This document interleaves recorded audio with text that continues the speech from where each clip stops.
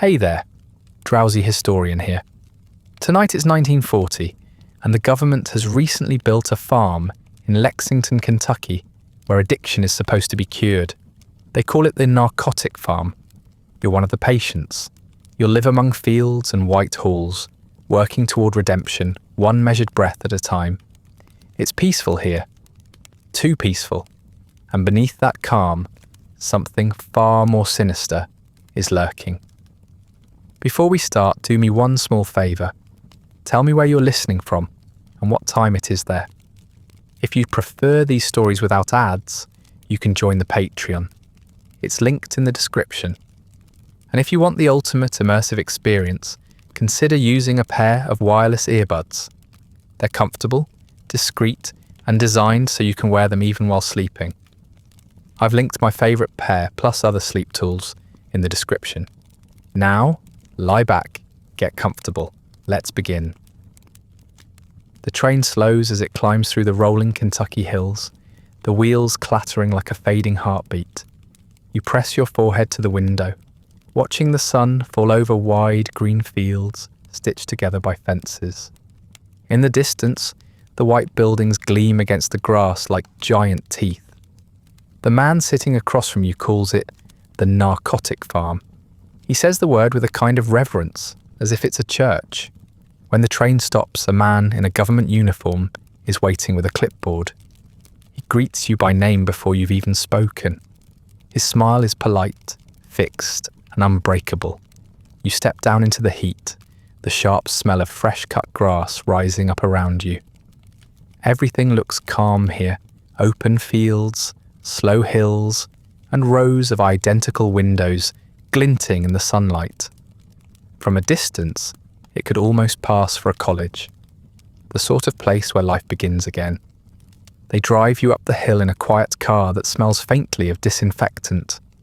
The closer you get, the stranger the place feels. The men working in the fields wave, though their eyes stay low. The driver calls them patients, not inmates.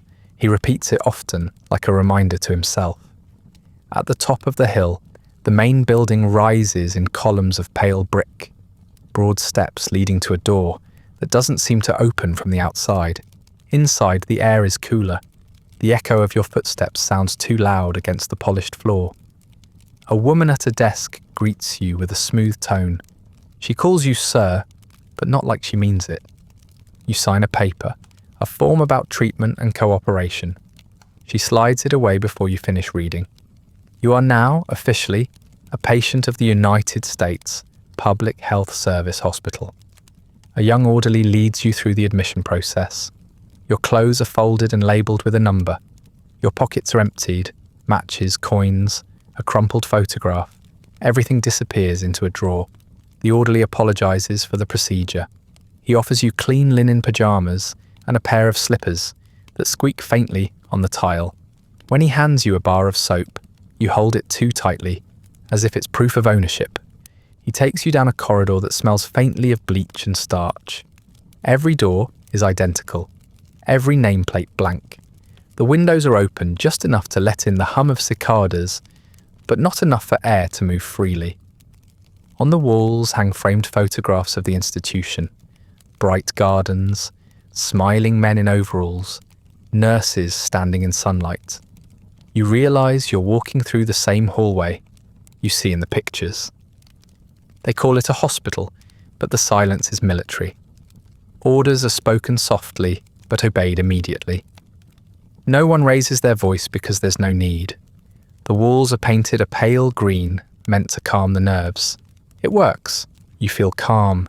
You also feel very far away from yourself. They stop you at the infirmary for a physical. A doctor with a trimmed moustache and kind eyes asks how long you've been using.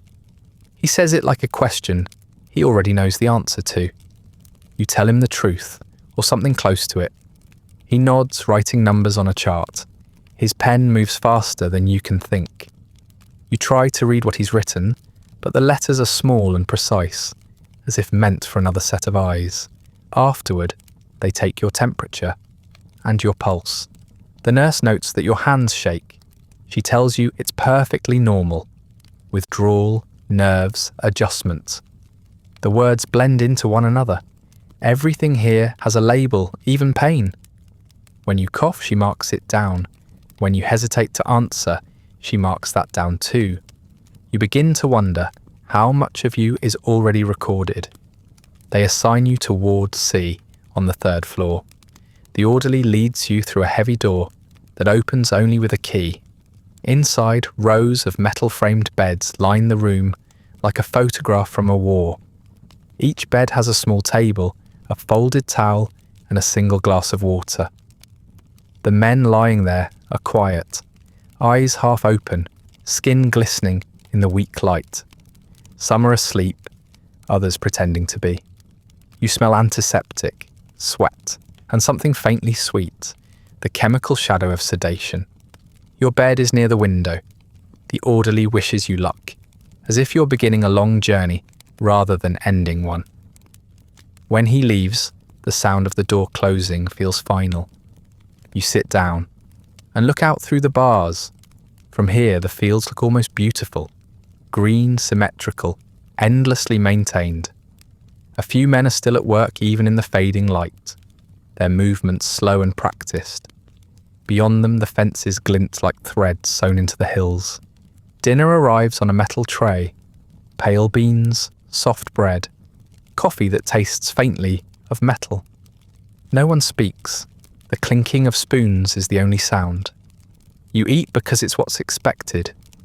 The nurses move silently between beds, checking pulses, collecting plates, making notes. When the lights dim, the stillness deepens into something heavier than quiet. You lie back on the spotless white sheet. The mattress is firm, the air too clean.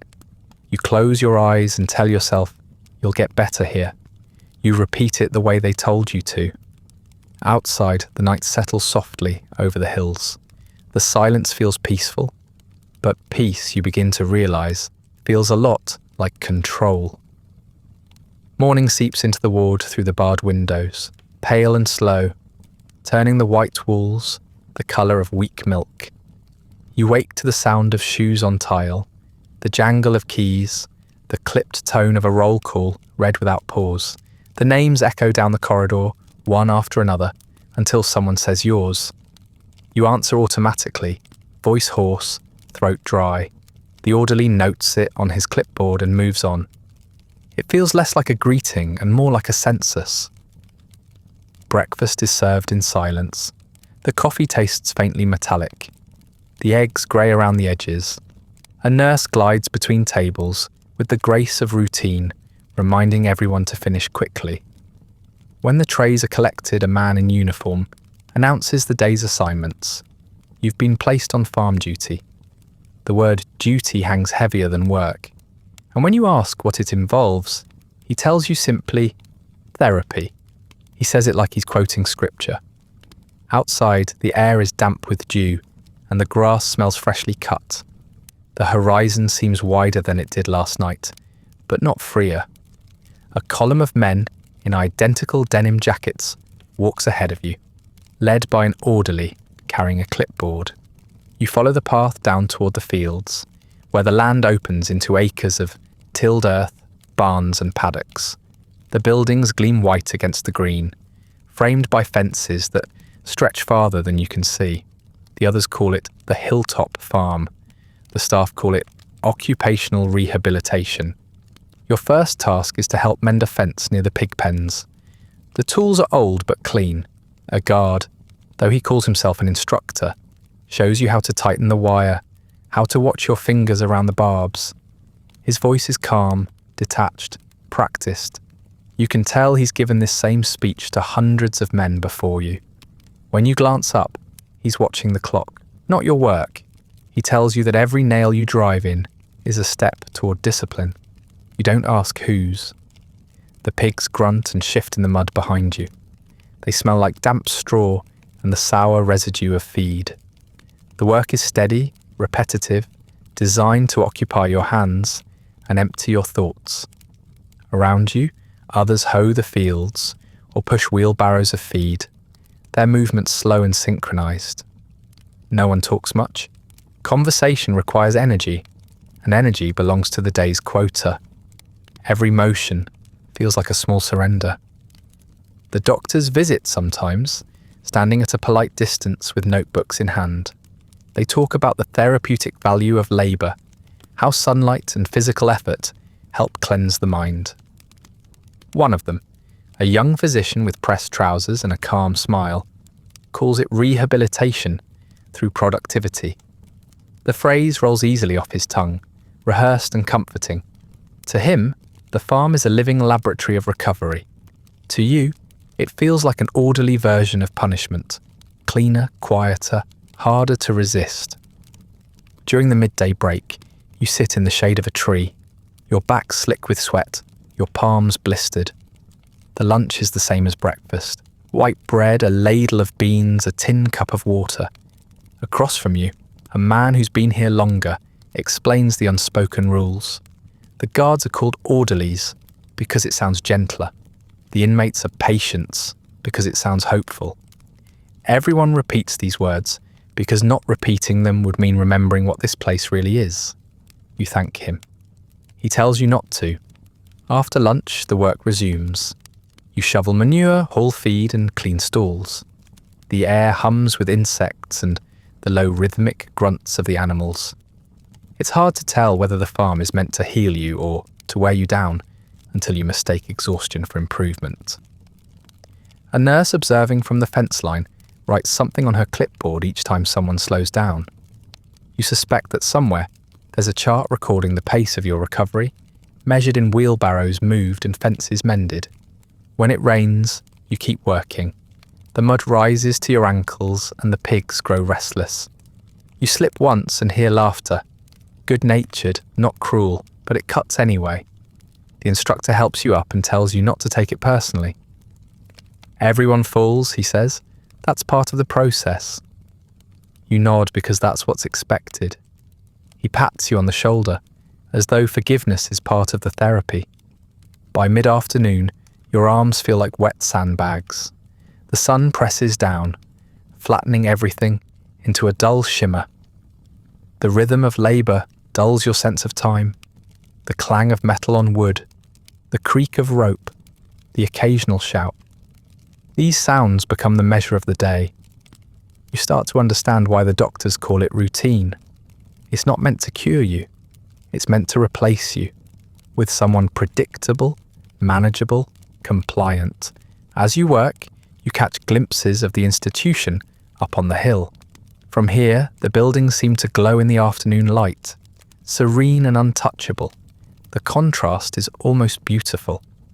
The white walls reflect the sun, while the rest of the world sweats and bends beneath it. You wonder if the doctors ever look down from those windows and see what therapy looks like from below.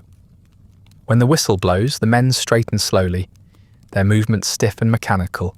The orderlies gather the tools, counting them one by one before allowing anyone to return.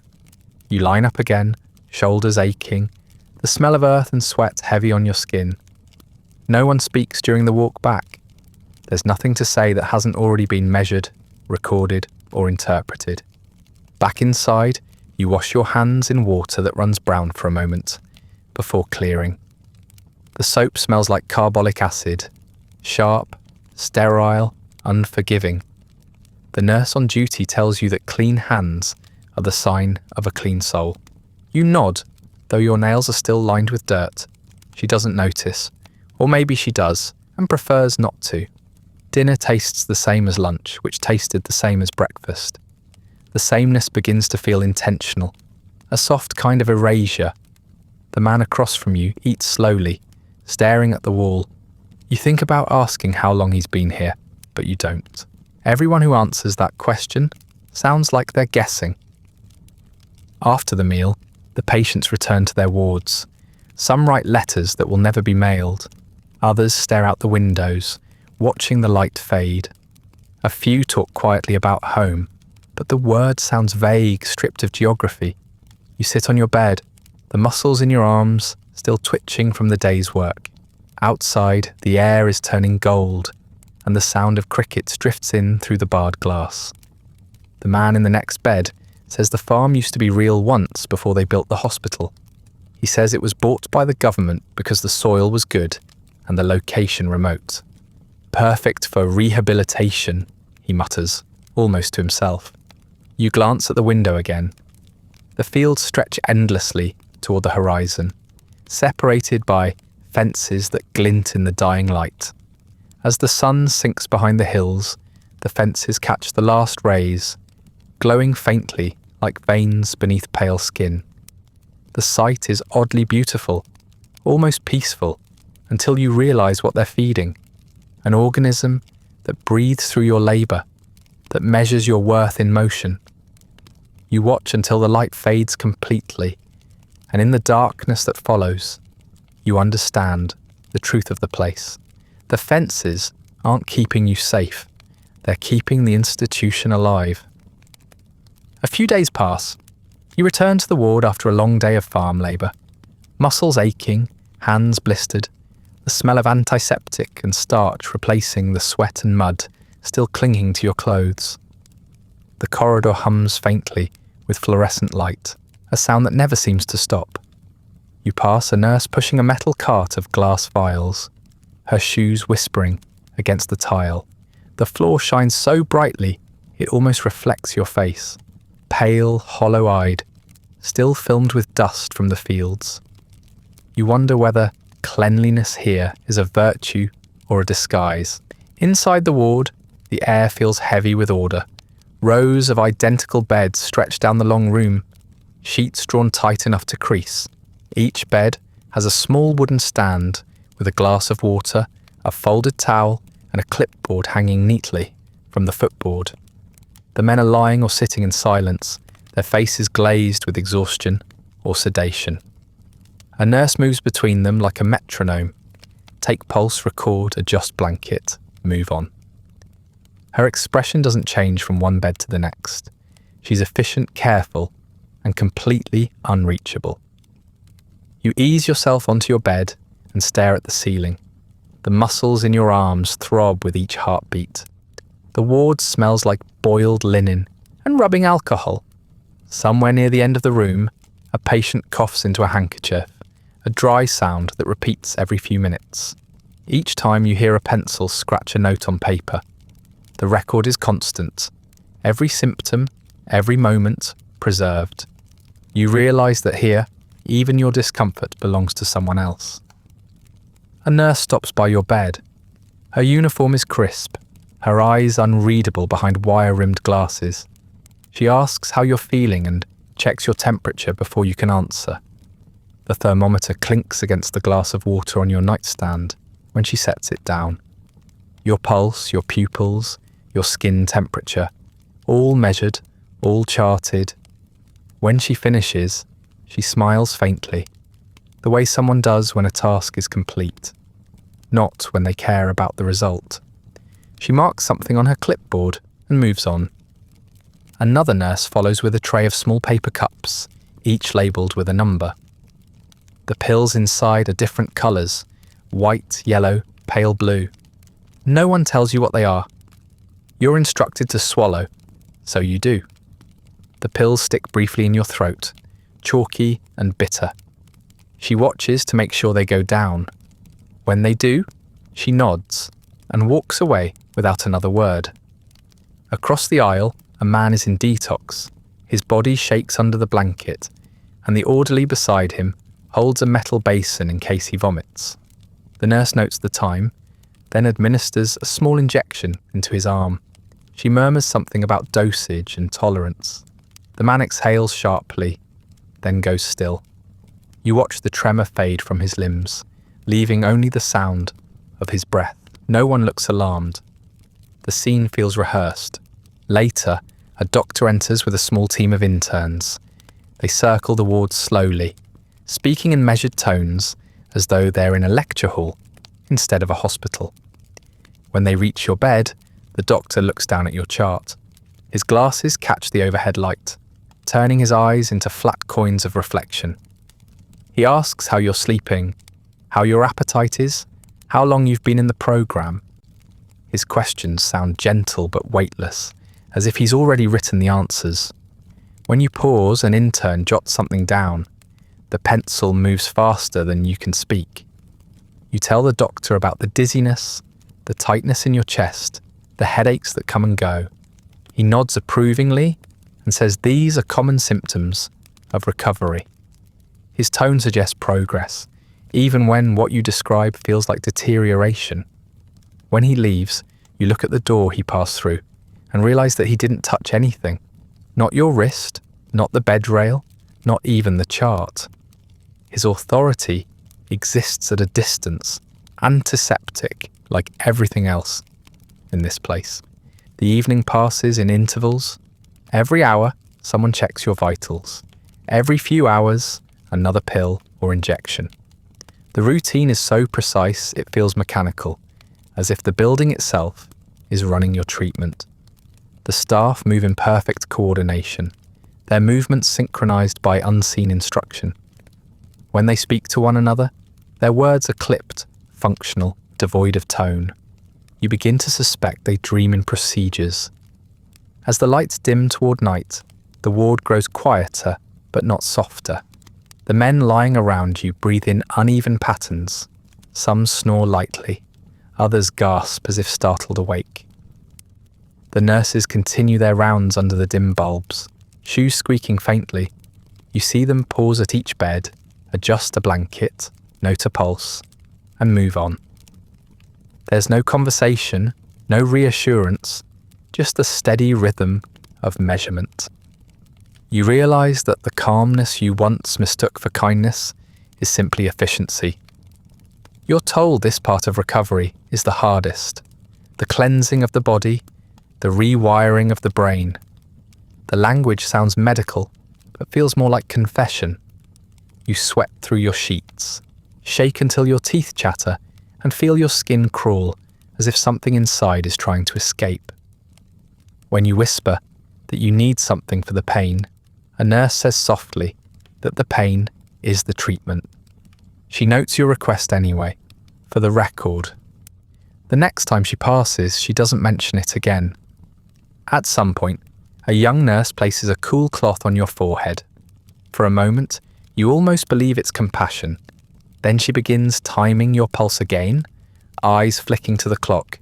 You realise the gesture wasn't comfort, only procedure. Still, you keep your eyes closed and pretend it helps. Pretending is part of the therapy too.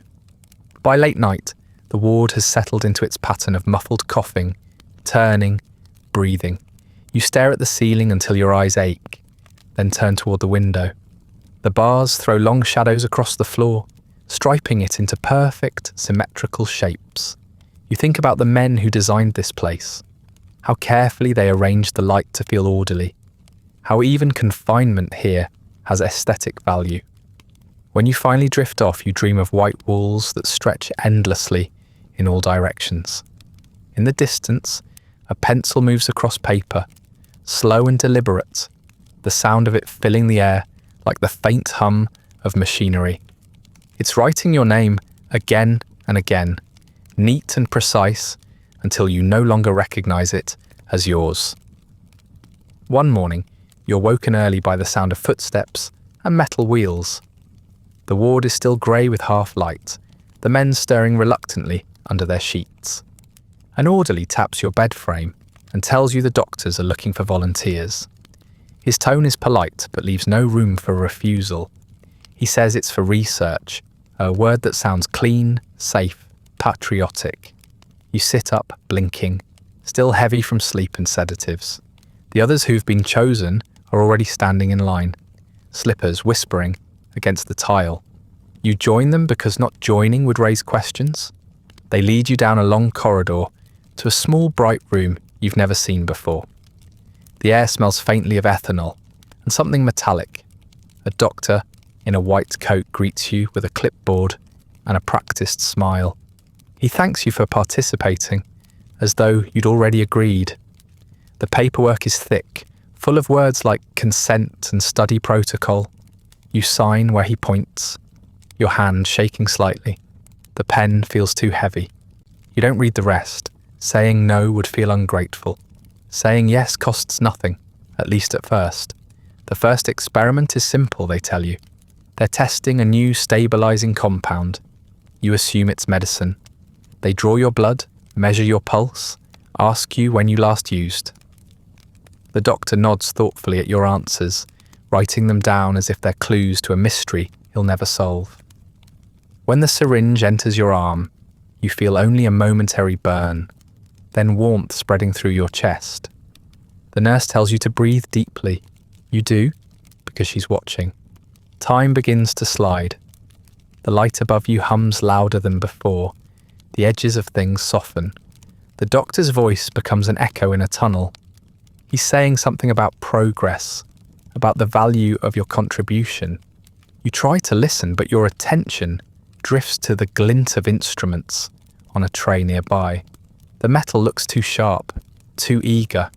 When you glance back, his smile hasn't changed. You realise it probably never does. You eventually lose consciousness. When you wake, it's later, though you're not sure how much later. A nurse is checking your pulse. She tells you everything went well. You ask what well means. She doesn't answer, only adjusts the bandage on your arm.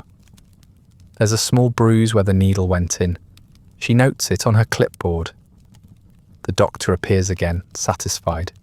He says you'll be compensated with extra recreation time. You nod, though you don't care. You'd rather have your strength back. Days pass, then they ask again. Another study, this one involving comparative tolerance. You hear whispers from the others. Morphine reintroductions, methadone trials, even hallucinogen tests. They all start the same way, with volunteers. Some sign eagerly, believing participation will shorten their stay. Others sign out of habit, because here, cooperation feels like survival. This time, they give you a pill instead of an injection. It's small, white, almost innocent. You swallow it under supervision, the nurse's gaze steady and expressionless. Within an hour, your vision softens. The corners of the room bend like heat over asphalt. You see colours in the hum of the fluorescent light. Green, yellow, violet, shifting with the rhythm of your pulse. The doctors watch from behind glass, taking notes. You can't hear them, but you see their lips move, calm and professional, as if describing the weather. You start to laugh quietly at first. It's not joy, it's disbelief. The laughter echoes off the tile and sounds wrong, hollow. A nurse appears with a syringe, and the laughter stops as suddenly as it began. You blink, and the room reassembles itself. The colours retreat, the walls straighten, and the light returns to its steady, unfeeling glow. The clipboard notes another episode. You realise they were waiting for it. Some nights, you're taken for sleep studies. The beds there are different, narrow, surrounded by wires and faintly humming machines. Electrodes are fixed to your scalp, your chest, your fingertips. The nurse apologises for the coldness of the gel. You tell her it's fine. You lie still as they dim the lights, watching shadows move across the ceiling. A voice from the intercom instructs you to breathe slowly, to let yourself drift. You do, but even half asleep you can feel the machinery recording each heartbeat, each twitch, each sigh. It feels like being mapped from the inside out. Later, you overhear two staff members talking in the hallway. They mention LSD, dosages, relapse intervals. They speak casually, like they're discussing crop yields. One laughs softly and says, "The data's remarkable." You wonder whether the remark was about success or about suffering. The difference seems thin here. After each experiment, you're returned to the ward, where your bed waits exactly as you left it. No one asks how you feel. No one tells you what they found. You lie there staring at the ceiling, trying to decide whether the dizziness in your head is progress or residue. The man in the next bed tells you he's part of a metabolism study. He grins weakly, showing the bruises on his arms like medals. "They said I'm helping science," he whispers. His voice trembles, but his pride sounds real. The next morning, a new doctor visits, a younger man with smooth hands and the nervous energy of ambition. He explains that the research conducted here will help millions. He says the world doesn't understand addiction, but places like this will change that. You want to believe him, but his eyes never quite meet yours. He looks just past you, toward the clipboard, the graph, the data. You realise he's already seeing your body as numbers waiting to be arranged. Sometimes the side effects linger for days. Hands trembling, mouth dry, heart racing without cause. You report them, and they nod, intrigued. They ask whether the tremors are localised or systemic. They ask how vivid the colours were. They ask if you heard voices. One afternoon, while you're sitting in the observation room, after another injection, the overhead light flickers. The sudden pulse of darkness feels almost merciful. You can hear laughter down the hall, bright, unrestrained, scientific. It's not cruel laughter, but it still chills you. You realise they find something exhilarating in this process, something pure. For them, every tremor, every hallucination, every breakdown is progress. The next session involves something they call morphine reintroduction. You recognise the word before your mind registers the risk. The doctor explains that small doses will help them understand tolerance thresholds. He assures you it's safe. You nod, though your chest tightens. When the needle enters your vein, the warmth floods back. Familiar, comforting, terrible. It feels like recognition. You close your eyes and, for a moment, you forget where you are. Then the doctor's voice cuts through, distant and clinical, asking you to describe the sensation. You try, but words fail. He nods anyway, satisfied. Later that night, you lie awake, still feeling the residual effects of the drug. You feel clean, empty, and wrong. The men around you breathe quietly, their bodies marked with the same small bruises. Somewhere beyond the ward, a generator hums, steady and low. You think of the charts filling up with your data, of the pencils moving rhythmically across paper, and wonder whether you've helped anyone at all. The ward settles into silence. You close your eyes and see the gleam of metal, the gloved hands, the calm faces. You see the clipboard filled with your name, and you finally understand you were never being treated. You were being observed. After days of injections and fluorescent mornings that bled into indistinguishable afternoons, you're told to rest. The nurse says it gently, as if offering a gift. The recreation hall for a change of pace. You stand unsteadily, the air still humming faintly in your head from whatever they last gave you.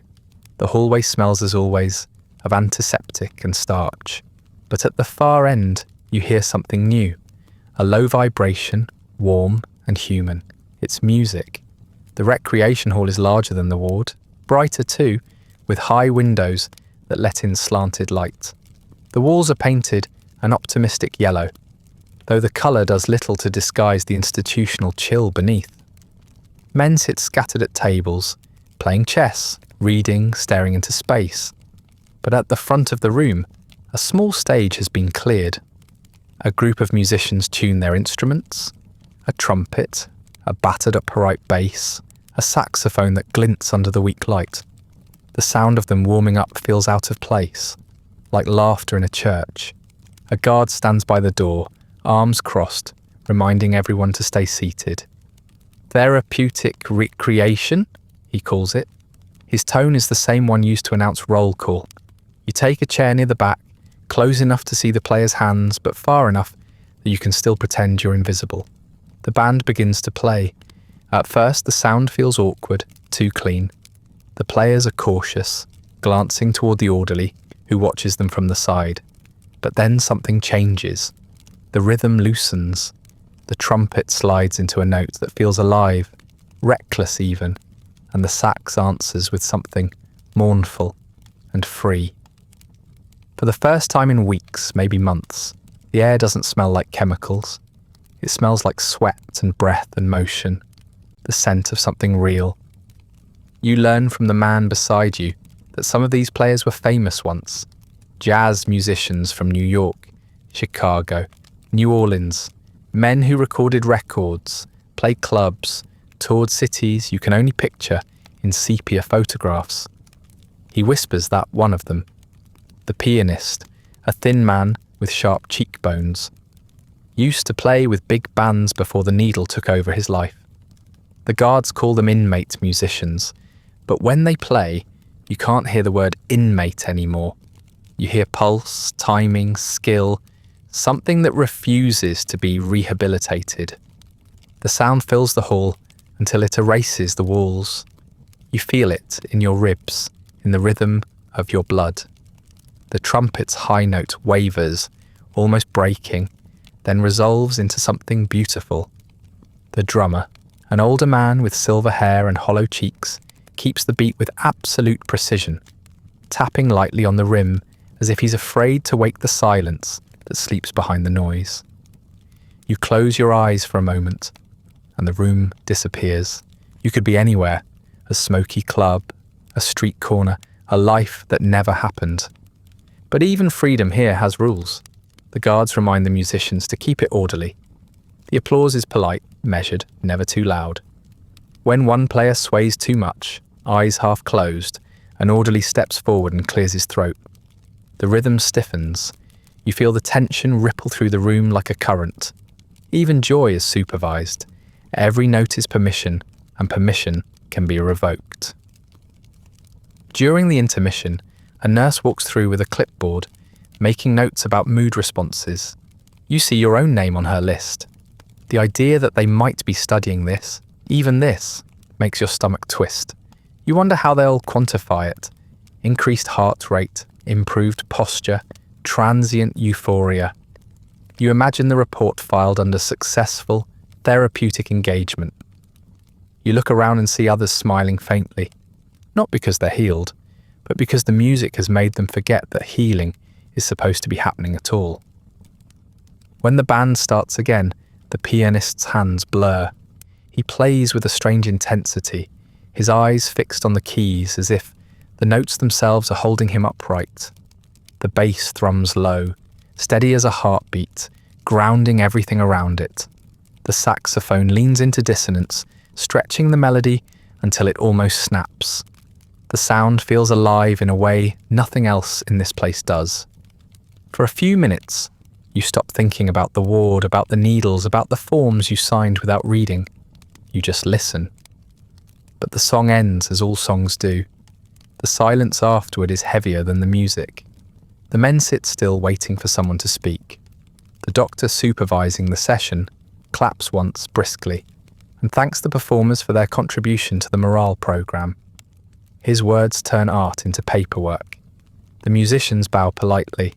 The orderly by the door announces that recreation time is over. Chairs scrape the floor. The moment collapses back into schedule. You shuffle out with the others, the last notes of the saxophone still echoing faintly in your ears. The hallway feels colder than before.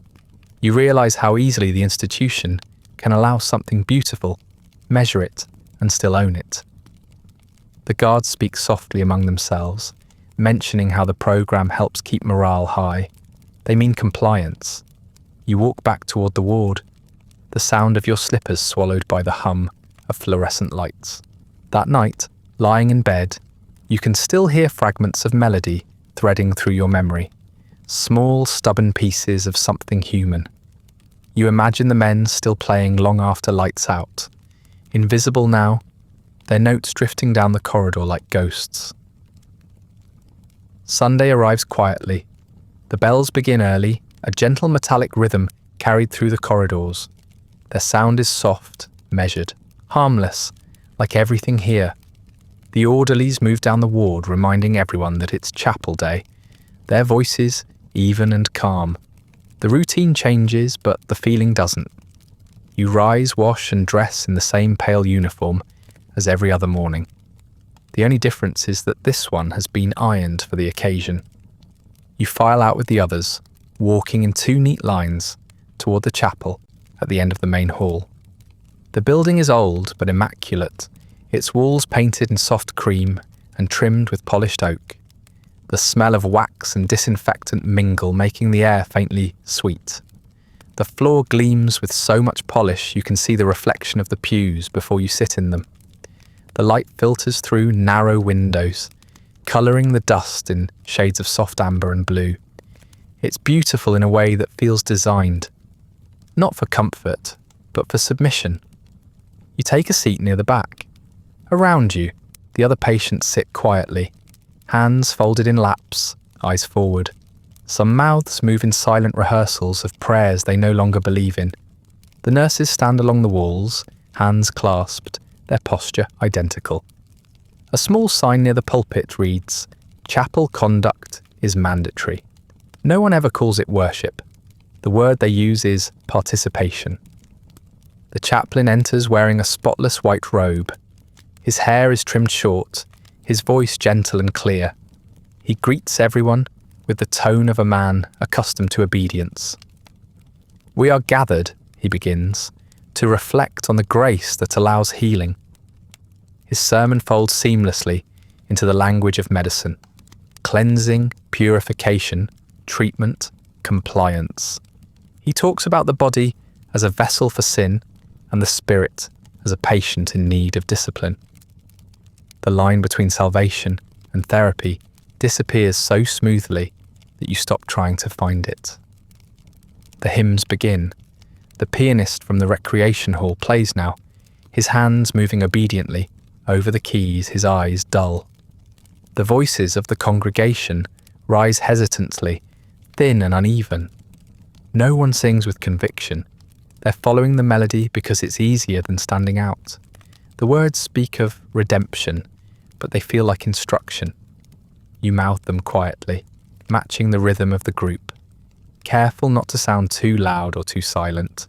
Mimicking faith is simpler than explaining its absence. The chaplain walks slowly between the pews as he speaks. He smells faintly of soap and tobacco. He tells a story about a man who found freedom through obedience, a parable that sounds suspiciously like a case study. He says that healing begins when one stops resisting. He doesn't mention that the same could be said of surrender. You nod when he looks your way, because that's what's expected. His smile lingers on you just long enough to feel measured. At the front of the room, the altar gleams under the sunlight. It's adorned with a brass cross, polished to a mirror finish, and a white cloth so crisp it looks ironed between every service. A nurse steps forward to light 2 candles, their flames trembling in the draught from the vents. The chaplain bows his head. Forgiveness, he says, is the first step toward recovery. You wonder if he believes that. You wonder if anyone here does. He invites those seeking renewal to kneel. The phrase is ambiguous enough to apply to everyone. You hesitate, but when the men on either side of you move, you follow. The floor is cool beneath your knees. The chaplain speaks softly about burden and release, about the mercy of structure. He thanks the doctors for their service to the human soul. He thanks the patients for their courage to submit to treatment. The nurses bow their heads. For a moment, it feels like you're inside a machine that runs on reverence. When it's time to pray, you clasp your hands and close your eyes, more out of habit than hope.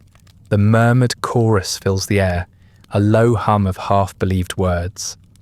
You try to remember the last time prayer meant something personal, before it became another form of reporting, another daily exercise in compliance.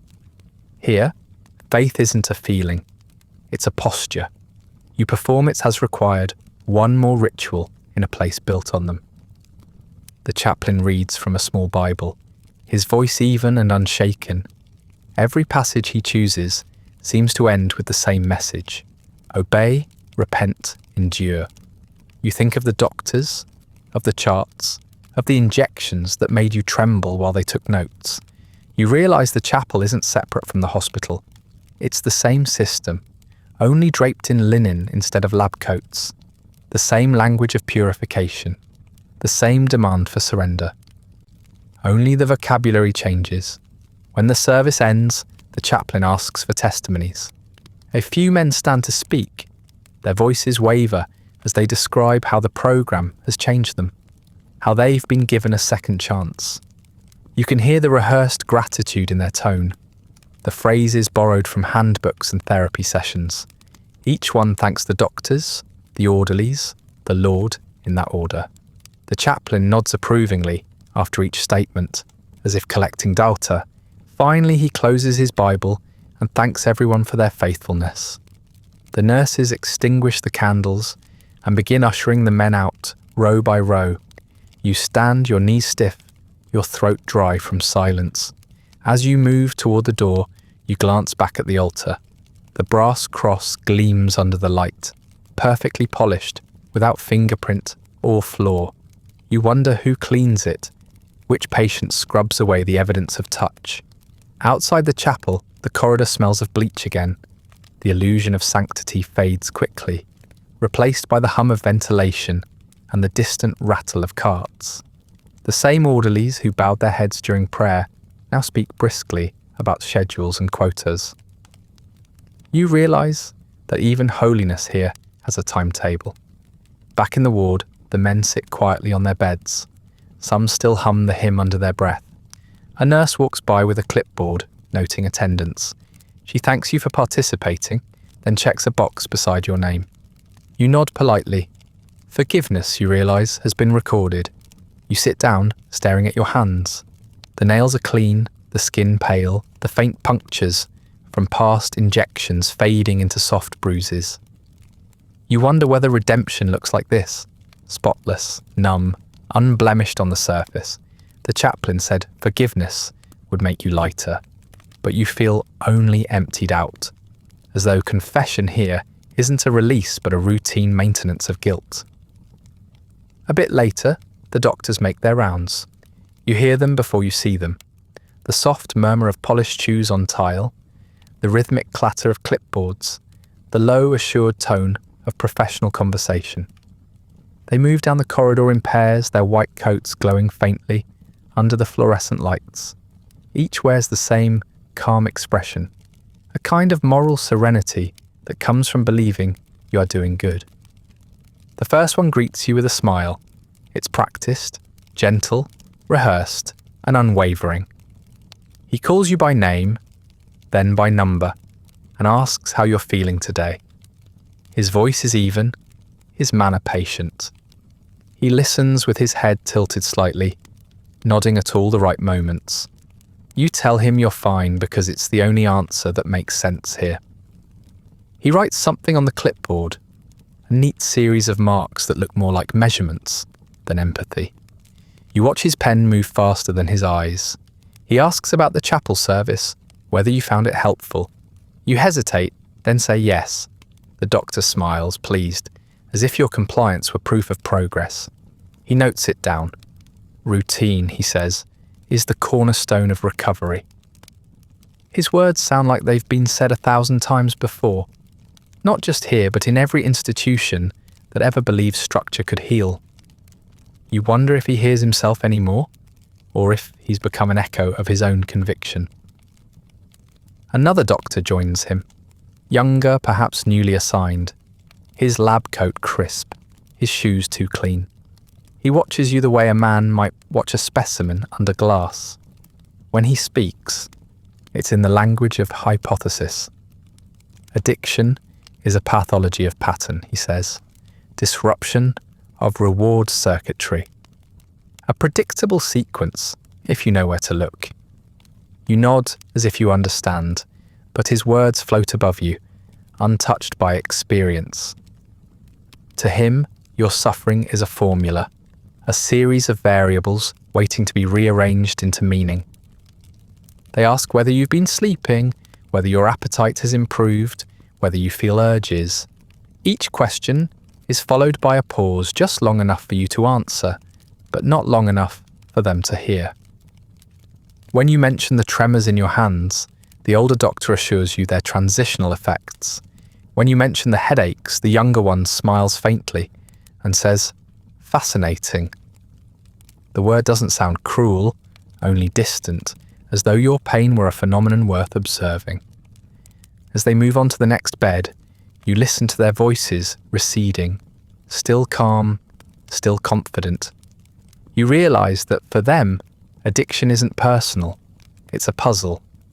They talk about it with the excitement of scientists charting new territory, chemical dependencies, behavioral responses, controlled environments.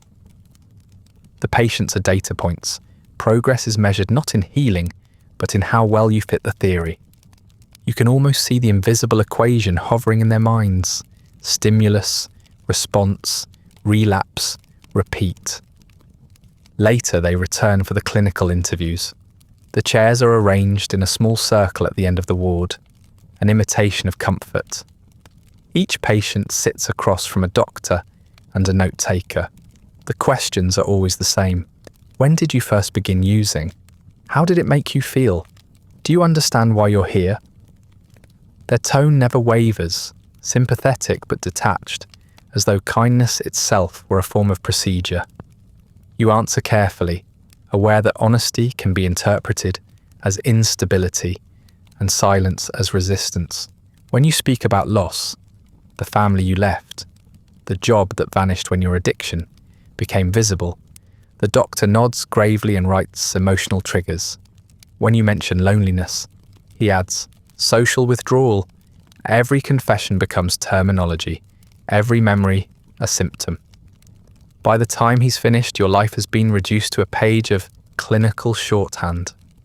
He thanks you for your openness, as if gratitude could substitute for comprehension. There's a peculiar power in their certainty. They never appear unsure. When they discuss your progress among themselves, they use phrases like promising trajectory and controlled response. You wonder if those words mean you're getting better or merely behaving correctly. The line between the two has grown faint. You try to recall what health is supposed to feel like, but all you can think of is compliance. Sometimes when the doctors pause to speak with one another, you catch fragments of their conversations. Improved cooperation, one says. Better sleep cycles, another replies. Their voices are calm, warm, confident. They speak of their patients as though describing weather patterns. Unpredictable at times, but ultimately subject to analysis. One of them laughs softly, not mockingly, but with the lightness of a man certain of his purpose. It's that certainty that unnerves you most. They genuinely believe they're saving you. You can see it in the way they touch your shoulder before leaving, in the sincerity of their smiles. Their belief is pure, almost holy. They think they've been sent here to rescue people like you from the brink. It's a comforting illusion. For them. For you, it's another kind of confinement. Their faith in science, in treatment, in themselves, is absolute. It leaves no room for doubt, or for you. One afternoon, a visiting researcher joins the rounds.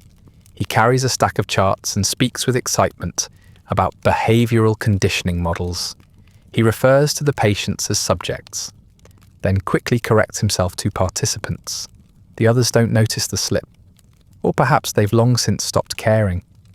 He talks about progress, about publication, about the future of medicine. The older doctor nods approvingly, and for a moment you see what drives them. The promise of being remembered, of doing something noble. They don't mean harm. They just don't notice it when it happens. After the interviews, the doctors move on to the next ward. Their voices fade down the corridor, replaced by the low hum of the ventilation system. You watch the door close behind them and feel the temperature shift slightly, as if the air has exhaled. Around you, the men relax in small ways, slouching, unbuttoning collars, letting their hands fall from their laps. The silence that follows isn't peaceful, it's relief. You look toward the window. The light outside is fading, pale gold dissolving into grey. The bars cast long shadows across the floor, dividing the room into narrow cells of evening. The clipboard still lies on the doctor's desk, a small stack of patient notes waiting to be filed. You wonder how you exist on those pages, as a success, a failure, or simply a number in the ongoing arithmetic of rehabilitation. A nurse passes by to close the blinds. Her movements are efficient, precise, mechanical. She tells you to rest, that the doctors will check in again tomorrow.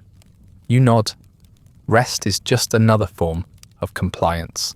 The ward is quiet now, the fluorescent lights buzzing faintly overhead. You can still smell the faint trace of cologne left behind by the doctors.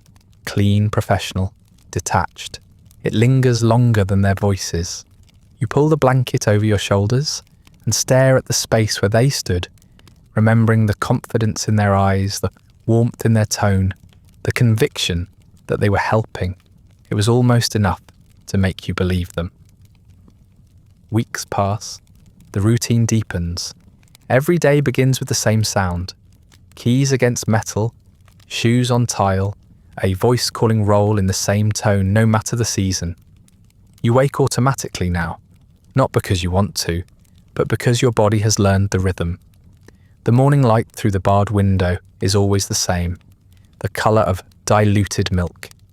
Somewhere outside, the pigs grunt and the farm machinery begins its steady hum. Inside, the air smells faintly of coffee, bleach and waiting. You dress, line up, and move through the motions as though someone else were guiding you. The same breakfast, the same pills, the same words of encouragement from the nurse who doesn't remember if she already said them. The line shuffles out toward the fields. Your boots find the path without thought. The fences glint in the distance, identical to yesterday's fences and the one before that. The work is muscle memory now. Shoveling, mending, feeding, repeating. The hours stretch and contract without logic. Some days vanish entirely, others feel like weeks. The doctors still make their rounds, but they seem smaller now. Their voices fading into the background hum of machinery and weather. The novelty of being studied has worn off. You no longer wonder what they're writing. You already know. Your progress, your stability, your compliance. You've become a measurement on a page, and there's a strange comfort in that. It's easier to be a number than a name. Numbers don't tremble or hope. They just exist. At midday, the siren blows for lunch. The line forms again.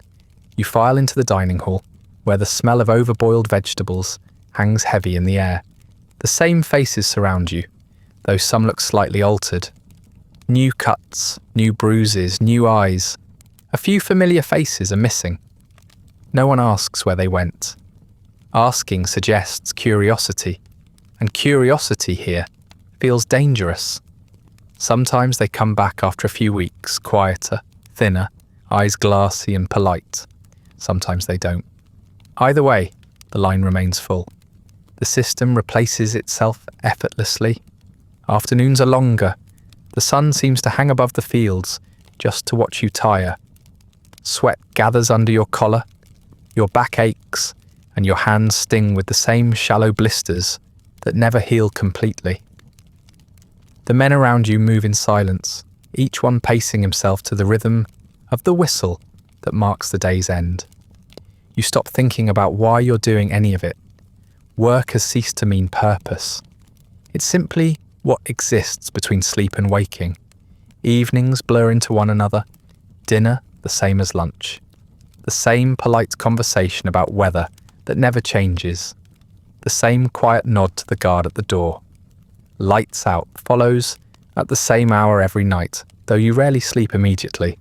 You lie on your back and stare at the ceiling, tracing the cracks in the paint like constellations of confinement. Somewhere down the hall, a man murmurs to himself, reciting his discharge date like a prayer. You listen until his voice fades into the mechanical rhythm of the ventilation system. Time begins to dissolve. The calendar on the nurse's station might as well be decoration. Days of the week mean nothing. Sunday feels like Tuesday, and Tuesday feels like never. The seasons outside mark the only difference. In spring, the air smells faintly of mud. In summer, the heat thickens until it settles in your lungs. In winter, the wind whistles through the vents, carrying a sound like breath being drawn through teeth. You stop keeping track of how long you've been here. The outside world becomes a rumour, told in passing. The conversations among patients follow the same pattern too. First, memories of outside life. A wife, a job, a street corner in some faraway city, then silence, as if those memories are being scrubbed clean from the inside out. The men who've been here longest talk only about the farm, the soil, the tools, the routine. Their world has contracted to fit the boundaries of this hill. When a new arrival tries to talk about home, they listen politely and then change the subject. Home is a foreign word here, one that doesn't fit the mouth anymore. Every so often, you hear a rumour about release, someone's name read at morning roll call, followed by applause that sounds hollow even to the ones clapping. But a few weeks later, the same man reappears, thinner, quieter, saying nothing about where he's been. It doesn't surprise anyone. The doctors call it relapse, the guards call it recurrence, the patients call it coming back. The place feeds itself on its own failures. Every exit becomes an entrance again. There are moments, small ones, when time almost cracks open. A bird landing on the fence, the smell of rain through an open window, a jazz melody floating faintly from the recreation hall. But even those moments feel borrowed, like they belong to someone else. The institution consumes them too, filing them neatly under morale or improvement or therapy. The word for everything here is progress, though it rarely feels like movement. At night, the corridors echo with the steady rhythm of footsteps. The nurses on rounds, the guards checking locks. You can tell the hour by the sound alone. The pattern is so precise, you could set your breath to it. You do, sometimes, just to remember that you still can. Lying there, you try to recall the faces of the people you knew before you arrived, but their outlines blur. Even your own reflection in the small mirror by your bed looks unfamiliar, softer, emptied out. The person staring back is clean, compliant, indistinct. The ward hums with the machinery of habit. In the morning, it will start again exactly as it ended. You'll rise to the same bell, follow the same line, take the same pill, work the same soil, eat the same tasteless food. The predictability is almost soothing. It's the absence of choice that makes everything stable. You begin to understand why some of the men never want to leave. Out there, time moves forward. Here, it loops quietly, endlessly, without consequence. One afternoon, while hoeing the same patch of earth you've tended for months, you catch sight of your own hands. The skin has grown thick and pale. The blisters are gone, replaced by a dull uniform callus. You realise they no longer look like your hands at all. You stare at them for a long time, until an orderly calls your name. It takes a moment to respond because the sound feels foreign. Your name spoken aloud after so many weeks of being a number on a clipboard. You answer eventually, but the voice that leaves your mouth doesn't sound like yours either. The day ends as they all do.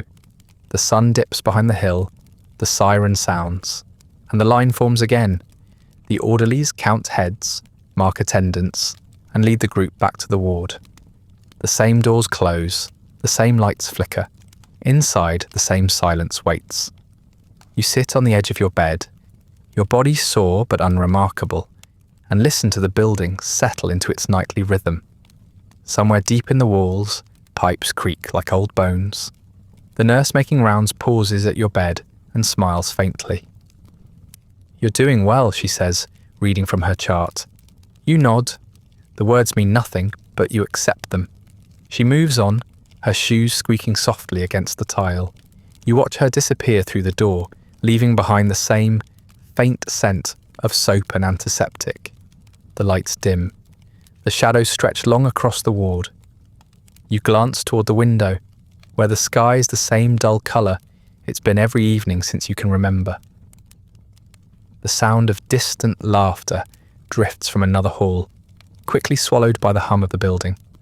You close your eyes and try to think of something different. A new day, a new sound, a new face, but nothing comes. The sameness has filled every corner of you. One morning, without ceremony, your name appears on the discharge list. The nurse reads it aloud between coughs. the same way she might read a prescription label. A doctor shakes your hand and tells you your file is closed, that you've made excellent progress. The words sound official, almost triumphant. You don't feel triumphant. You feel emptied out, like a beaker after the experiment has ended. They give you a folded document stamped with the seal of the United States Public Health Service and a small envelope for the train. The orderly who escorts you to the gate smiles in that calm, institutional way and says, "Congratulations." You're ready. The morning air outside is clean, almost too clean. It smells of damp grass and sun-warmed stone. The fields stretch wide around you, the fences shining pale in the distance. You breathe deeply, expecting relief. But the air feels foreign in your lungs, thin and unsteady. The quiet beyond the gates isn't the silence of confinement anymore. It's the silence of absence, the sound of a system you no longer belong to. The train station feels strange. The chatter of strangers, the smell of tobacco, the clatter of luggage, all of it presses against your senses, like a noise you've forgotten how to process. People laugh too loudly. Lights seem too bright. Every movement around you feels improvised and unsafe. You buy a ticket with the small stipend they've given you and sit by the window, hands shaking. When the train begins to move, you watch the Narcotic farm shrink behind you. The white walls, the manicured lawns, the geometric calm of it all. For a moment, you wonder if you're actually leaving, or if this too is another test. The city feels like another planet. Everything moves too quickly. The streets are loud, the people abrupt, the choice is endless. You rent a room above a diner because it's cheap and smells faintly of coffee instead of disinfectant.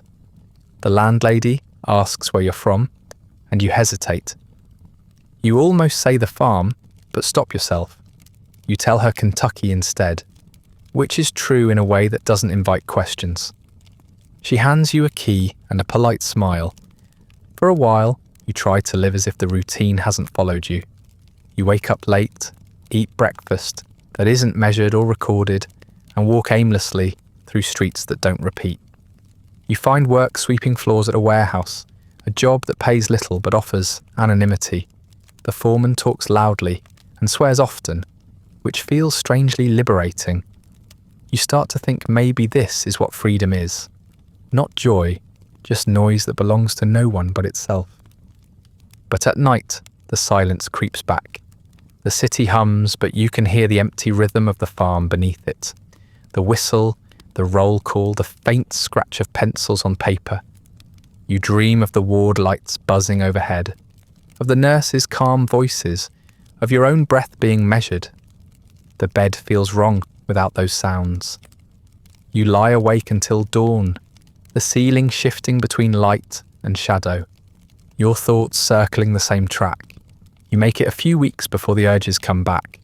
You tell yourself, it's nerves, adjustment, freedom. But the craving comes back the way weather returns. Inevitable, unarguable, patient. You try to resist, walking the long streets at night, keeping your hands in your pockets, repeating the words the doctors said about discipline and control. But outside, there are no clipboards, no watchful eyes. The structure is gone, and with it goes whatever part of you believed in your own recovery. When you finally relapse, it doesn't feel like failure. It feels like gravity, like something settling back into its natural place. You tell yourself, it's just once, just a way to quiet the noise.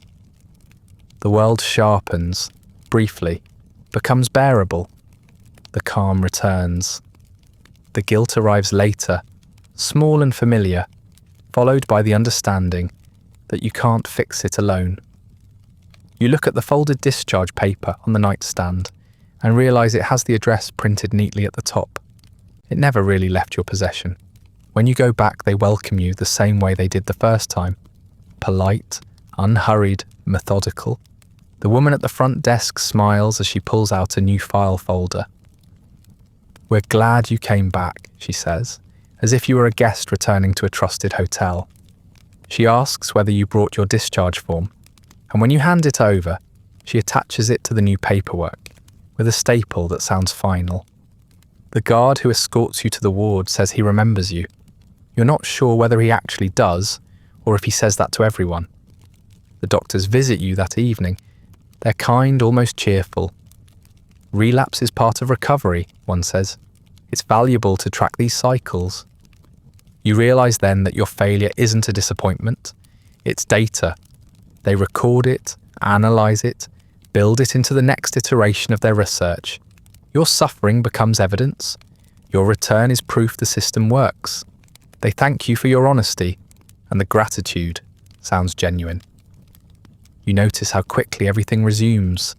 The routine, the measurements, the language of care. The nurses bring your pills, the orderlies call your name at dawn. The same meals appear on the same trays. Within days, it feels as though you never left. The world outside collapses into a brief, blurred interval between two entries in your medical record.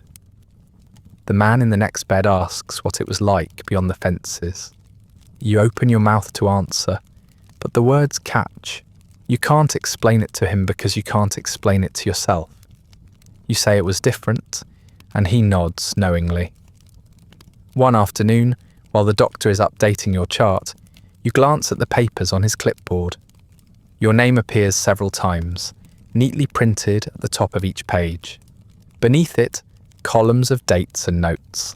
Admission, discharge, readmission. Next to your latest entry, in small tidy handwriting, he's written, recurrence consistent with expectations. You stare at the words for a long time. You want to ask what it means, but you already know. At dinner you see another man being admitted, escorted down the hallway, with his clothes folded in his arms. He looks frightened, thin, newly clean. You recognise yourself in him. Not as you were the first time, but as you are now, experienced, compliant, past the point of surprise. You nod to him, and when he doesn't return it, you don't take it personally. In a few weeks he will. The rhythm here makes everyone predictable. That night, as you lie in bed, listening to the familiar hum of the building, you understand what the doctors meant by progress. It isn't about leaving, it's about returning, each time a little quicker, a little quieter, a little easier to record.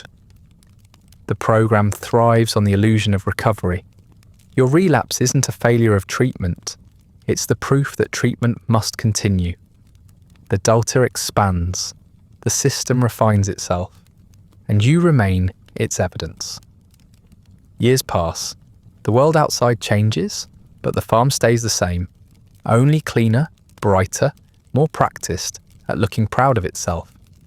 You begin to notice small differences in the routine, subtle at first. New uniforms for the nurses, newer equipment, wheeled into the wards, posters about rehabilitation through science, pinned neatly to the hallways. Then the cameras arrive. Reporters walk the grounds with notebooks and lenses, escorted by doctors who speak with the careful enthusiasm of men auditioning for history. They call this place a miracle of modern medicine, a shining model of rehabilitation. You listen to their praise from your place in line and wonder whether they notice the bars on the windows behind you. A photographer comes to the ward one morning, his camera hanging from his neck, like a weapon made of glass and patience. He tells everyone to smile. The doctor beside him adjusts your collar, says you look healthy, cooperative. He calls you by name for the first time in months, and it takes a moment to recognise it as yours. The flash goes off. Bright, instantaneous, obliterating thought. For a split second, you are fixed in light and catalogued, turned into proof. Later, you see the photo printed in a pamphlet. Your face among others beneath a headline that reads, Progress in Public Health Service Treatment. You look like someone who believes in second chances. The staff talk more about progress now. There's pride in their voices, a kind of institutional patriotism. The doctors say they're leading a national experiment in rehabilitation, an example for the world. The chaplain says the work here redeems the nation's conscience. The orderlies say nothing. They just move the patients from one schedule to the next, as always. The only ones not changed by the optimism are the patients themselves. You still wake, work, eat, sleep. The pills still arrive on trays, the injections still leave small bruises that fade but never vanish completely. The scientists may call it modern, but the rhythm remains ancient, obedience disguised as healing. Sometimes the visitors come through the wards in guided groups, led by doctors with rehearsed speeches. Here, one says, gesturing toward your bed, we combine therapy, discipline, and modern pharmacology. He says it like a magic spell, a triad that explains everything. The visitors smile, nod, take notes. They peer into rooms like tourists admiring architecture. You sit still, because movement makes them nervous. One of them catches your eye and smiles kindly, as if to say, they're proud of you, of your progress, your posture, your role in the photograph they'll carry back to Washington. You nod, because it's easier than trying to tell them that you were trained to nod. New programs appear with new slogans. The nurses wear pins that read Research for Recovery.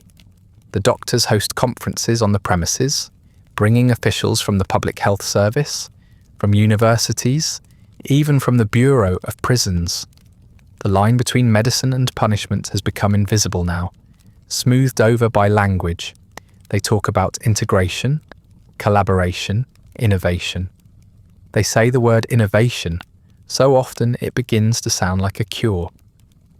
The men on the farm joke about it quietly, the way one laughs about the weather. You call it innovation when they switch your medication, but keep the same result. One week they film a short newsreel. You're told to line up outside near the fields, where the light is good. The camera operator wears a hat with a government seal and tells everyone to look productive. A doctor stands beside the plough and explains the therapeutic value of honest labour. You hold the handles as instructed, the dirt cool beneath your shoes. When the man behind the camera counts down, everyone straightens, smiles faintly, and begins to work. You move slowly as you've been taught. Methodical, quiet, docile. Later, when the film is shown to visitors in the administration building, you see yourself moving in black and white silence, one small figure in a landscape of order. The caption beneath the image reads, "Work restores the will to live." You can't decide if it's a compliment or an obituary. The scientists seem younger now. A new generation has taken over the laboratories, their faces bright with conviction. They talk about methadone as the future, about controlled substitution as the key to permanent recovery. They call you participants, not patients. The words change, the tone softens, but the needle looks the same. When they administer the doses, they talk about statistics and outcomes, about the hope of replication. You begin to notice that hope and repetition are the same things spoken in different tenses. You're called into the administrative wing for an interview. A journalist from a national magazine sits across from you, her notebook poised. She asks about your experience, what life was like before, what the treatment has done for you. You pause, trying to find an answer that won't sound like disobedience. You tell her you're grateful, that the doctors have helped, that you've learned to live without the craving. The words come easily, too easily. You've heard them so often that they no longer feel like lies, just phrases assigned to you.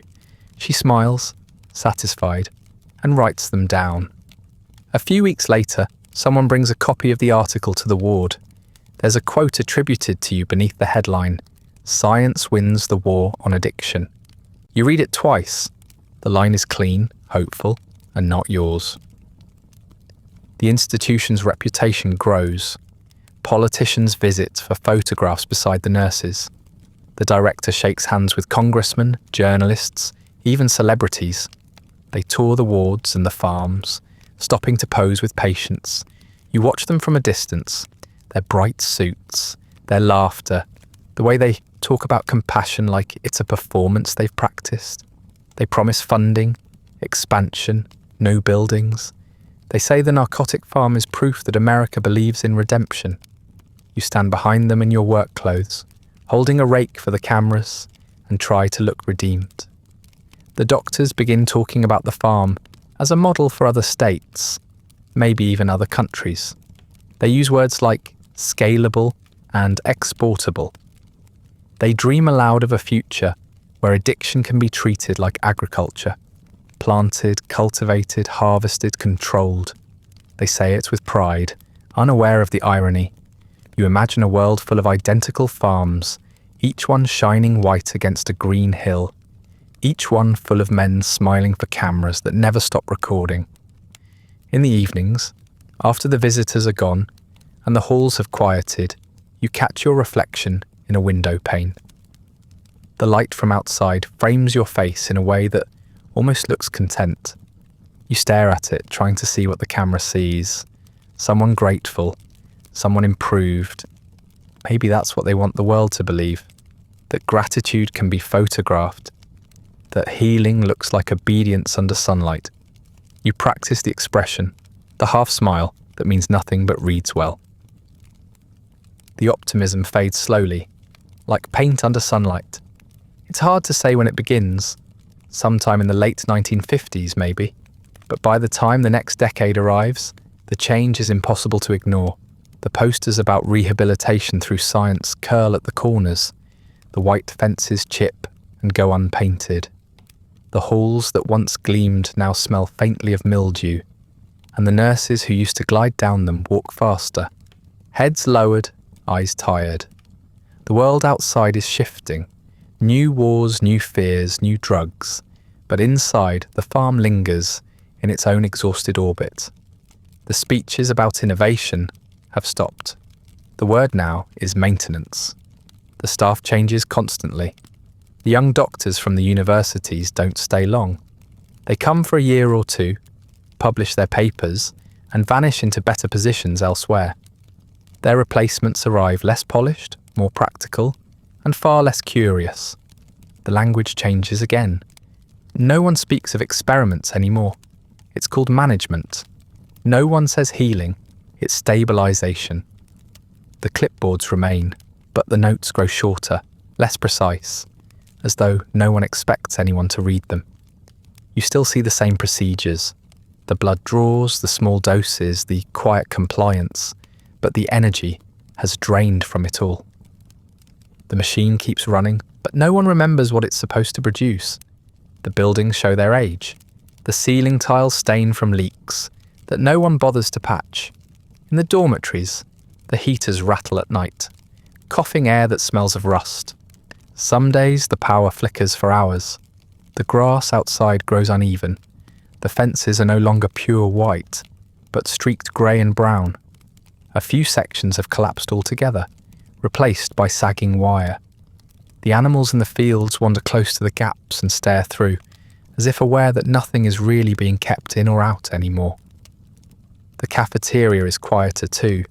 The food has grown cheaper, the portions smaller. The laughter that once drifted from the kitchen is gone. The cooks have changed 3 times this year, and no one bothers learning their names. The men still line up at the counter, trays in hand, but even the conversations have grown mechanical. Someone will ask what day it is, and someone else will answer without conviction. You've learned that the answer doesn't matter. Every day here is just a repetition of the last one. The same smells, the same voices, the same lukewarm stew. By the early 1960s, the word model disappears from government reports. The journalists stop coming. The cameras stop flashing. The public, who once believed this place was the future, has moved on to newer dreams. Chemical cures, suburban order, televised faith. The narcotic farm remains, suspended between experiment and institution, kept alive by habit and budget rather than purpose.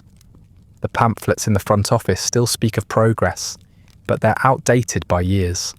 The photographs in the frames show men who are either dead or gone, smiling at a future that never arrived. You're older now. Your hair has thinned. Your hands tremble, even when they're still. The air in your lungs feels heavier than it used to. You've been here so long that the world outside seems like something that happened to someone else. The newer patients call you sir sometimes, mistaking endurance for authority. You don't correct them. You've become part of the landscape, another fixture like the beds or the bars or the smell of antiseptic. You used to think survival meant progress. Now it just means remaining unclaimed. The doctors who remain no longer speak with the confidence you remember. They still wear their white coats, but they look like men playing a role they've stopped believing in. When they make their rounds, they talk about your maintenance schedule instead of recovery. They don't ask about your cravings or your dreams, only whether you're holding steady. It's a phrase that means nothing and everything. The younger staff write down your blood pressure, your weight, your compliance level. You can see in their faces that the numbers are all that matter. The language of care has become purely numerical. Some of the old-timers disappear quietly. One night you'll hear a cough that goes on too long, and the next morning the bed will be empty. The nurses strip the sheets before breakfast. The doctors say complications. The word hangs in the air like a formality. There's no ceremony, no prayer, not even a pause in the day's schedule. Their names fade quickly, replaced by new arrivals who unpack their folded clothes into the same drawers, breathe the same antiseptic air, and start the same routine.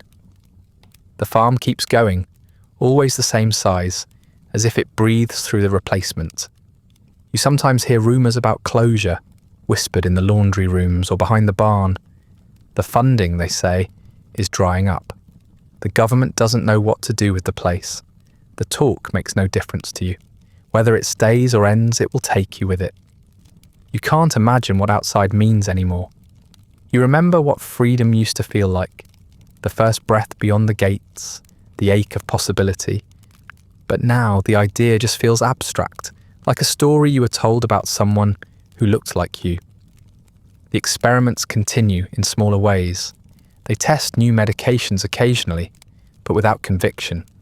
The doctors call them pilot programs, though everyone knows they're just the old studies with new names. The volunteers are fewer now. The excitement is gone. You notice that the needles have dulled slightly, that the alcohol swabs smell faintly sour. The staff still use the same words: progress, participation, rehabilitation, but their tones are flat. The same rituals persist long after belief has evaporated. The chapel services continue too, though even the chaplain seems weary. His sermons have lost their shape. He reads scripture in a monotone and avoids the word redemption. You sit in the back pews with the others, heads bowed, and listen without really hearing. Forgiveness has become another kind of background noise. The hymns are half-hearted, the piano slightly out of tune. When the service ends, the men leave quietly, as though embarrassed by their own hope. On the farm, the fields go untended. Weeds grow between the rows and the equipment rusts in place. The guards, or orderlies, as they still prefer to be called, stand near the gates smoking, their uniforms faded from sun and repetition. The pigs have grown fatter, slower, less afraid of people. You walk past them one morning and realise they've learned not to flinch. The boundaries between human and animal, staff and patient, observer and observed have all blurred into sameness. Everyone here is just waiting for retirement, for discharge, for death, for something to end that no one remembers beginning. At night, the halls echo differently. The building groans in the cold.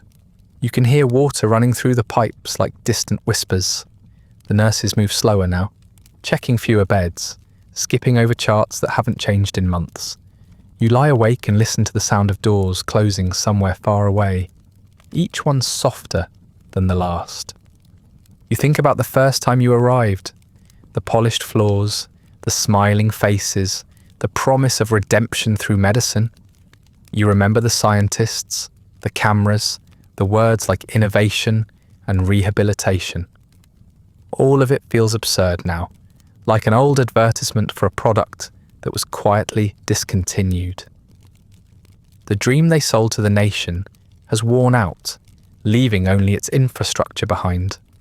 Walls that still stand, routines that still run, and people who don't know how to stop moving inside them. One evening, a nurse stops by your bed to take your pulse. She's young, maybe new, and she looks at you with a flicker of pity. "You've been here a long time," she says softly. You nod. She doesn't ask how long because she knows it doesn't matter. She writes something down and leaves the chart at the foot of your bed. You stare at it for a while, wondering if the ink will outlast you. The lights dim for the night. The ward smells of dust and bleach and something faintly metallic. You hear someone snoring, someone praying, someone crying quietly into a pillow. You stare at the ceiling, tracing the cracks where the paint has begun to peel. The building is decaying, but it keeps breathing. Through schedules, through rituals, through people like you.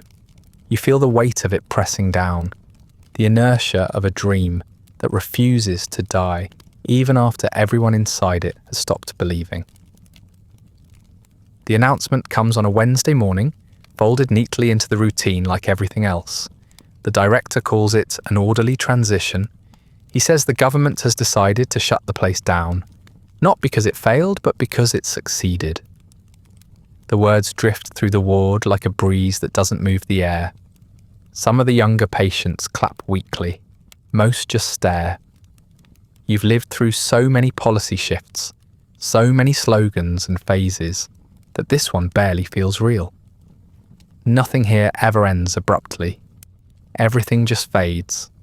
At first, the closing looks like another reorganisation. The clerks begin boxing up files, labelling them in careful handwriting. Research records, 1940 to 1965.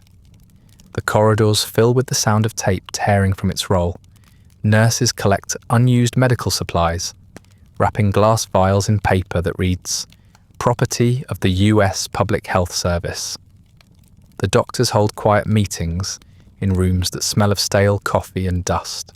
Their voices echo through the thin walls, full of bureaucratic calm. They talk about reassignment, about continuing the mission elsewhere. None of them mention the word end. The signs start to come down next. Rehabilitation wing, occupational therapy, moral guidance centre. The letters leave faint outlines on the paint, like ghosts of authority. The bulletin boards, once covered in charts and memos, are stripped bare. You see orderlies carrying framed photographs, the same ones that used to hang in the halls, showing healthy men smiling under the Kentucky sun. The images look dated now, yellowed at the edges, the smiles almost desperate. You wonder if anyone ever looked that happy here, or if the happiness was the experiment itself. Outside, the fields lie fallow, the fences sag without maintenance, the animals have been sold, the tractors hauled away. The land that was once alive with labour is silent now, except for the wind moving through the tall grass. You walk the perimeter one afternoon, escorted by an orderly who no longer bothers to hide his boredom. The buildings look smaller from a distance, their symmetry less imposing, their whiteness dulled by rain and neglect. You realise that what once seemed eternal was always temporary, just another project with an expiration date. The staff begins to thin out. One by one, the familiar faces vanish. The older doctors retire. The younger ones transfer to hospitals or research institutions. A few nurses cry quietly as they pack up their lockers. The chaplain gives his final sermon in a near-empty chapel. He thanks the Lord for guiding this noble work, though his voice cracks on the word noble. The piano goes silent halfway through the hymn when a key sticks. No one bothers to fix it. The candles are left unlit. Some of the patients are transferred to other facilities. Others are declared fit for release. The phrase sounds clinical, indifferent. You're in the second group. The discharge meeting lasts less than 10 minutes. The new administrator, a man you've never seen before, shakes your hand and thanks you for your contribution to science. He says it with the tone of someone reading from a script. He gives you a single sheet of paper. Your release certificate, stamped with a date and a number. You look at it and feel nothing. The nurse standing beside him offers you a cigarette and a polite smile. You take both out of habit. The next morning you're told to collect your belongings. The locker that once held your folded clothes is nearly empty. A worn jacket, a comb, a Bible with your name written inside the front cover in faded ink. You put them in a paper bag and sit on the edge of your bed, staring at the room you've lived in for years. The walls are bare now, the paint peeling in soft curls. The bed frame creaks when you stand. You touch the metal once just to feel something solid. An orderly walks you to the front gate. The sound of his shoes against the pavement is the only rhythm left. He says they'll be keeping some of the property open for rehabilitative research, though no one knows what that means. You nod, but your attention is elsewhere. On the hill, on the distant road curling through the valley. The same road that brought you here years ago waits quietly to take you away. You never thought you'd see it again. The gates are open now. They swing slightly in the breeze, the hinges squealing. The sign above them still reads, United States Public Health Service Hospital, though the last word has started to flake away. Beyond the fence, the sky is grey and damp, the air smelling faintly of rain and soil. You stand there longer than you should, your paper bag crinkling in your hands, the cigarette burning too quickly between your fingers. The orderly clears his throat, and you realise he's waiting for you to go. You step forward. The gravel crunches beneath your shoes. Each step feels both heavy and weightless, not a march toward freedom, but a slow drift away from something that no longer knows your name. The sound of the gate closing behind you is softer than you imagined. No one watches, no one waves. You keep walking until the building disappears behind the curve of the hill. The town below looks much the same as it did when you first arrived. The same storefronts, the same train station, the same worn advertisements fading on the brick walls. The world beyond has changed. Televisions in every window, cars built from gleaming metal and optimism. But here, everything smells like wet soil and resignation. You walk past the station without buying a ticket. Now, you're not sure where you'd go if you left Kentucky. The concept of destination feels abstract, like a word you've forgotten how to pronounce. You sit on a bench outside the general store, watching the sky darken. A few locals pass by and glance at you, politely curious but not unkind. They've seen plenty of men like you before, men walking away from the hill with paper bags and hollow eyes. One offers you a cigarette. You tell him you already have one. When he asks if the hospital's really closing, you nod. He shakes his head and says, "Shame. Seemed like a good thing." His words linger, gentle and wrong. Rain begins to fall, soft at first, then steady. You pull your jacket tight around your shoulders and light another cigarette from the stub of the first. The smoke curls upward and vanishes into the grey air. You think about the others, the ones who are transferred, the ones who'll wander back someday out of habit. You picture the empty halls, the silent wards, the stacks of boxed files that no one will ever open. Somewhere, a report will say the program was a success. You wonder if your name will appear in it, a small line of proof that the experiment worked. When the rain finally stops, the sky clears to a dull silver light. You rise slowly, your legs stiff from sitting. The air smells clean again, bright, damp, indifferent. You start down the road leading out of town, past the last houses, past the fields that used to belong to the farm. The grass bends in the wind, whispering softly, the sound almost kind. You carry nothing that matters, just the paper bag, the discharge paper, and the echo of routines that no longer exist. The sun breaks weakly through the clouds as you reach the edge of the valley. The light feels too gentle to mean anything. You pause for a moment, looking back at the hill. The buildings are barely visible now, pale shapes against the grey. You can't tell if they look smaller because of the distance or because you finally stepped beyond their reach. The air feels lighter around you, but not freer, just thinner, less defined. You take a breath and keep walking. And that brings us to the end of tonight's story. Feel free to like, subscribe, or leave a comment with another forgotten corner of history you'd like explored next.